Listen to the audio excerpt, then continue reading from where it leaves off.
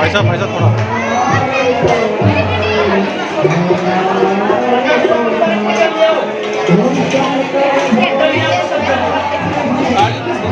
दोने भी लिया, साथ में दोने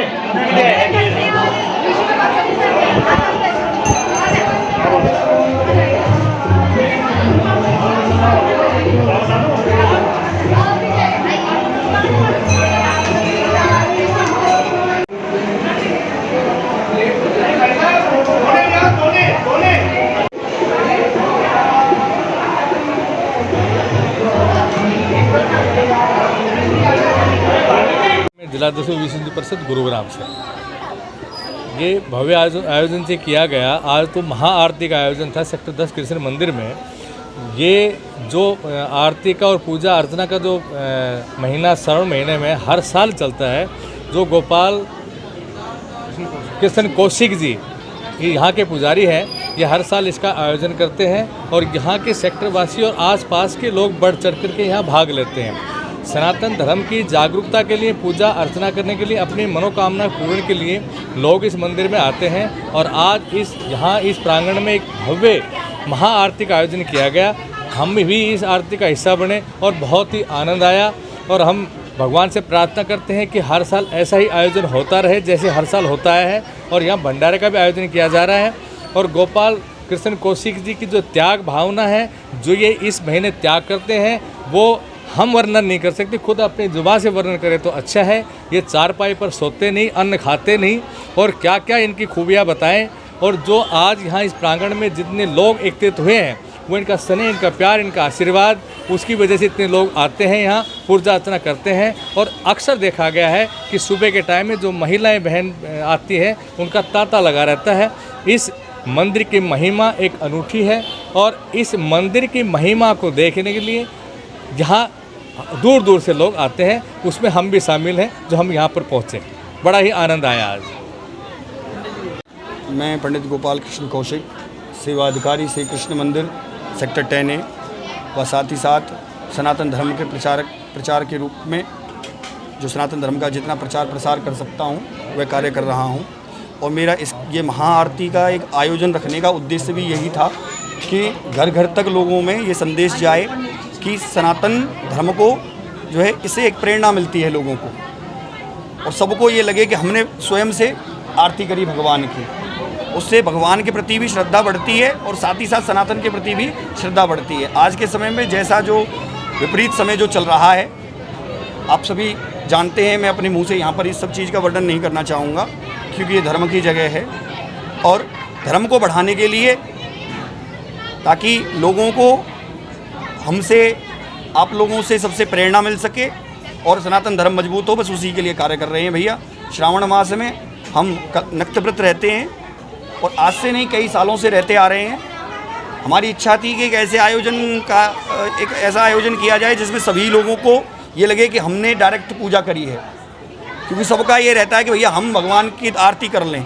तो इस आयोजन के माध्यम से हमने यही संदेश देने की कोशिश करी कि भैया आप सब जो है, ये सब आप सभी का आयोजन है और आप सब इसके संयोजक हैं।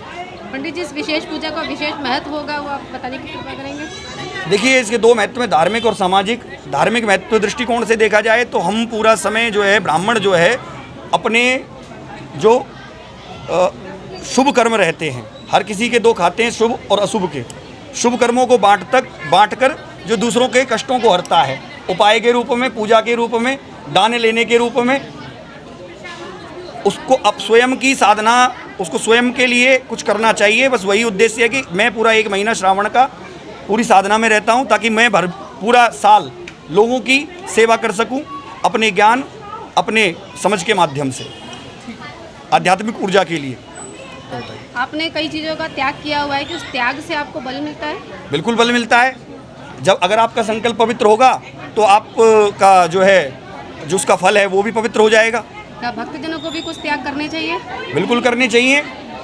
कुछ त्याग बता सकते हैं जो भक्तजन आसानी से कर सकें? मैं ये कहना चाहूँगा भक्तजनों से, आप लोगों के माध्यम से, मीडिया के माध्यम से स्पेशली, कि भैया ये जो टीवी पर और यूट्यूब पर जो ये भ्रम रूपी जो राहु बैठे हुए हैं ना, जैसे शिव जी के गण है ना, ये कीर्तिमुख, राहु, नंदी हैं, वीरभद्र, कुबेर, ये राहु नामक जो टीवी के ऊपर आजकल जो धर्म को बदनाम करने के लिए बैठे हुए हैं, उनसे बच के रहिए बस। खाली बस यही अपील है। तो बस यही है कि अपने धर्म का सम्मान करें। बहुत बहुत धन्यवाद। रविंदर सिंह मैं मानेसर जिला मानेसर का विश्व हिंदू परिषद जिला मंत्री का दायित्व है मेरे पास और मानेसर का रहने वाला हूँ। ये यादव महासभा द्वारा संचालित यादव भवन और राधा कृष्ण मंदिर और स्थापित शिव भोले जी का जो स्थान है, इसमें आज महा आरती का आयोजन हुआ है। हमारी सनातन संस्कृति में पहले से चला आ रहा है ये, और पाश्चात्य जो संस्कृति है उसका प्रभाव हमारे समाज पर कुछ ज़्यादा ही आजकल देखने को मिलता है। तो ये ज़रूरी है कि इस तरह के आयोजन हर मंदिर में, हर सेक्टर में, और जिसमें बच्चों को ज़रूर शामिल करना चाहिए। मैं सभी जो भक्त हैं, जो माँ बाप हैं, जो बुज़ुर्ग हैं, उनसे निवेदन करना चाहूँगा आपके माध्यम से कि इस तरह के आयोजन पहले तो सभी समितियों ने, मंदिर समितियों ने करने चाहिए, और उनमें बढ़ चढ़ कर भाग जो है ना बुज़ुर्गों ने, माताओं बहनों ने, और अपने साथ बच्चों को ज़रूर लेके आए, ताकि हमारी सनातन संस्कृति, हमारी हिंदू त्योहारों का ज्ञान बच्चों को हो सके और पाश्चात्य संस्कृति से उनको बचाया जा सके। देखिए, पाश्चात्य संस्कृति वाले हमारी संस्कृति को आपने देखा भी होगा, इस्कॉन को फॉलोअर्स हैं और दुनिया भर के बहुत सारे फॉलोअर्स हमारी संस्कृति को पाश्चात्य देशों के लोग अपना रहे हैं और हम छोड़ रहे हैं। मैं आपके माध्यम से अपने समाज से, अपने हिंदू भाइयों से, सनातनी बहन भाइयों से, परिवारों से निवेदन करना चाहूँगा कि अपने आप और अपने बच्चों को बचाएं पाश्चात्य संस्कृति से और हिंदू संस्कृति को अपनाएं।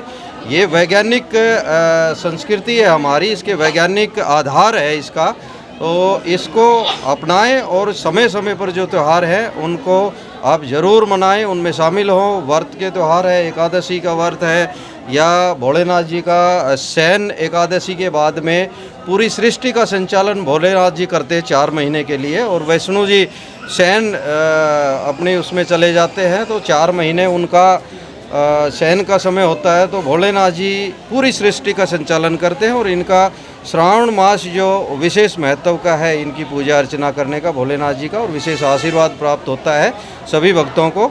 तो इसलिए महाआरती का और ये सभी आयोजन श्रावण मास में और 4 महीने तक मैं तो कहूँगा कि भोलेनाथ जी के विशेष पूजा अर्चना करनी चाहिए, ताकि पूरी सृष्टि में शांति कायम हो सके और इन कट्टरपंथियों का, जिहादियों का और ये व्यभिचारी जो लोग हैं, इनका नाश हो सके।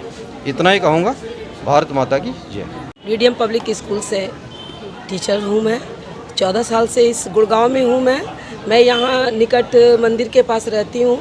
मुझे बहुत खुशी होती है, इस मंदिर में इतनी अच्छी पूजा पाठ और सारी सुविधाएं हैं। यहाँ आकर जैसे लगता है कि वाकई में हम कुछ प्राप्त कर लिए हैं, भगवान से मिल लिए हैं, भगवान हमारे अंदर आ गए हैं, तो बहुत खुशी होती है। और लगता है कि वाकई में क्या ये मंदिर है गुरुग्राम में।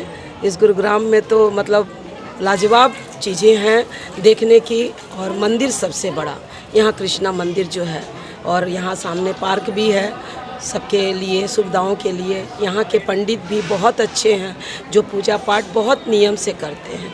तो मैं इसके लिए इस गुरुग्राम के मंदिर में पंडित की आभार प्रकट करती हूँ कि बहुत अच्छे हैं, और उनसे ये सभी से ये करूँगी गुजारिश कि वो लोग यहाँ पर आकर सभी पूजा करें अच्छे से, और सबको सुख सुविधाएं मिलती है। तो मैम, जैसे आपने भी बताया आप स्कूल टीचर हैं जी, तो स्कूल में पाश्चात्य संस्कृति पढ़ाई जाती है और मंदिरों में अध्यात्म, तो आप क्या मानते हैं कि दोनों को बराबर दर्जा मिलना चाहिए?